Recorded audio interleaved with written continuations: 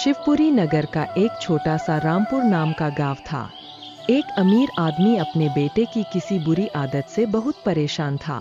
मैंने कितनी बार समझाया, तुझे समझ में नहीं आता, मुझे बदनाम करके रख दिया है।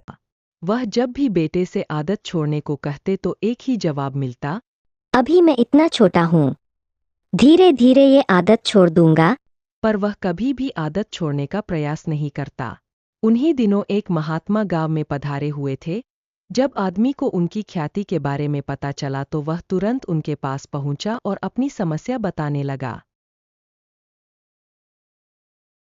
महात्मा जी ने उसकी बात सुनी और कहा, ठीक है, आप अपने बेटे को कल सुबह बागीचे में लेकर आइए, वहीं मैं आपको उपाय बताऊंगा।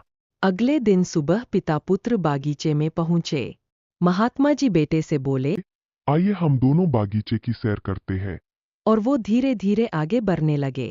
चलते चलते ही महात्मा जी अचानक रुके और बेटे से कहा, क्या तुम इस छोटे से पौधे को उखाड़ सकते हो? जी हाँ, इसमें कौन सी बड़ी बात है। और ऐसा कहते हुए बेटे ने आसानी से पौधे को उखाड़ दिया। फिर वे आगे बढ़ गए और थोड़ी देर बाद महात्मा जी ने थोड़े बड़े पौधे की तरफ इशारा करते हुए कहा, क्या तुम इसे भी उखाड़ सकते हो? बेटे को तो मानो इन सब में कितना मजा आ रहा हो, वह तुरंत पौधा उखाड़ने में लग गया। इस बार उसे थोड़ी मेहनत लगी, पर काफी प्रयत्न के बाद उसने इसे भी उखाड़ दिया।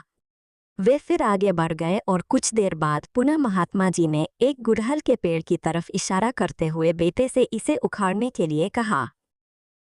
बेटे ने पेड़ का ताना पकड़ा और उसे जोर जोर से खींचने लगा, पर पेड़ तो हिलने का भी नाम नहीं ले रहा था। अरे, ये तो बहुत मजबूत है, इसे उखाड़ना असंभव है।